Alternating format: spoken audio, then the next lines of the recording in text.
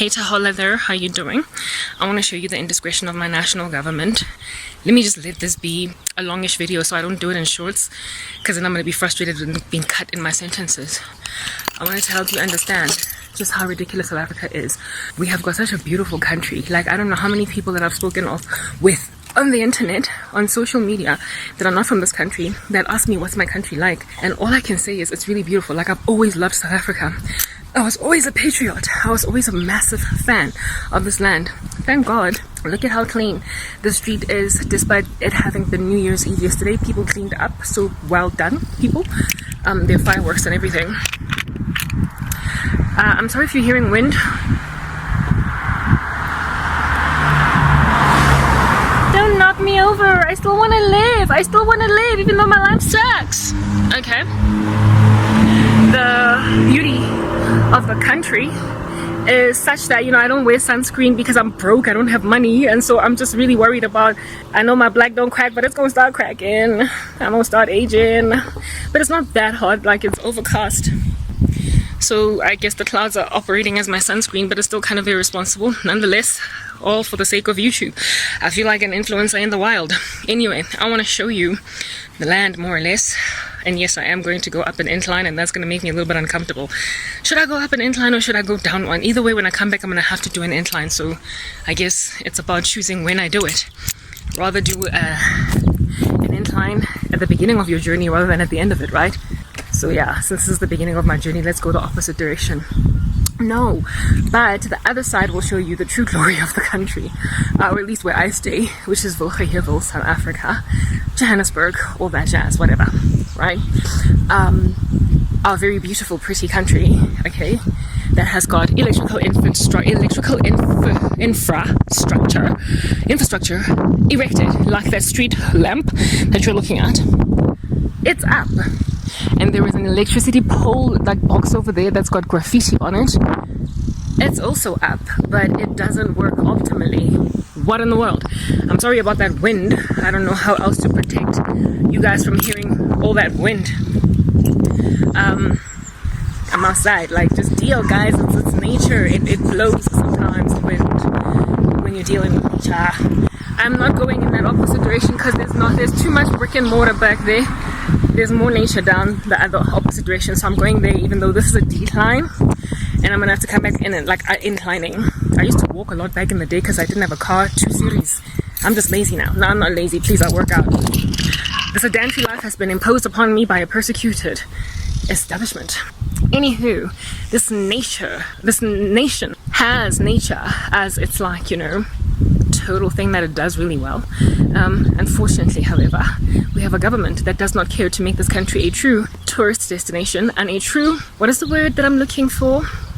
Like, country of choice to move to if you want to, like, leave your nation and live there. It's totally livable. Like, infrastructure is not that bad. If anything, you know, South Africa, in all of Africa, you will find many Africans belonging to, I guess, other countries in Africa other than South Africa moving here or wanting to live here because of the infrastructure. I used to have this Nigerian friend. He turned a little bit of a bitter soul, but nonetheless, he was a friend initially. This is a, what do they call it? A lake, a river, a dam? No, it's a dam. A swamp thing, yeah, that runs from that side to that side. Just a whole bunch of green. So I don't know what in the world Klaus Schwab is talking about, really, when he says that there are too many carbon emissions and not enough things taking the carbon out of the sky.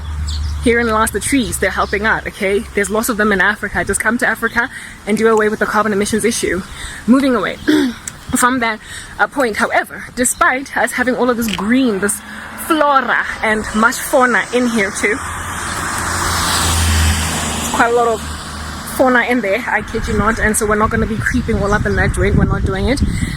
There is this issue that I was telling you guys about infrastructure. Like, you've got a beautiful country, look at all that nature, look at all that green, look at all that, like, all those lungs of the earth essentially that are trees, right? And then, like, here in the South African government refusing to fix a pothole that has been here for a minute. At the beginning of December, I drove somewhere, okay, because literally I scantily leave the house, even though that's not my desire generally. I like to just travel around and go all over the show, but my life has restricted me And at the beginning of December, and we are now on the 1st of January, this monstrosity was still here. It was here, and it's still here, and it's causing people's tires to bust a cap in people's tires' knees. And I'm like, what's going on? Infrastructurally, we are bereft. However, the land is so pretty. If somebody decided to just invest like appropriately in it, we'd be cool. Of course, there are people who keep on littering in this beautiful land of ours. But what I want to show you is the glory. Hi. Now I'm just taking a scenic walk. Thank you. How are you? I'm good. I'm just taking a walk, like literally just to get some air. I'm not going anywhere. Just in case you wanted to give me a lift, I recognize you from the complex. You wanted to? My number? Why? Dude, you live in my complex. I've seen you like a lot, so you can just say hi. You can just say hi from the complex. I kid you not.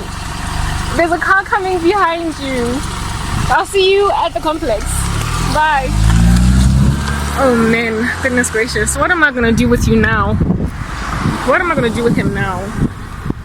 He's not godly. I know that for a fact. He was one of the people that were like in a little bit of a drunken stupor yesterday. So why are you trying to holler at me? I guess he doesn't know I'm Christian. Alrighty, so check out the beauty of the lilies. Okay, those aren't lilies, they look more like roses, but they could be lilies, okay, because it's just flora all over the show. That's this country. Yes, I was showing you before I got lightly interrupted by the gentleman with an ulterior motive. I wanted to show you just the glory of the land and how it is that South Africa is literally shooting itself in the foot, even for tourists, even for people who want to move to the country and contribute to its financial growth.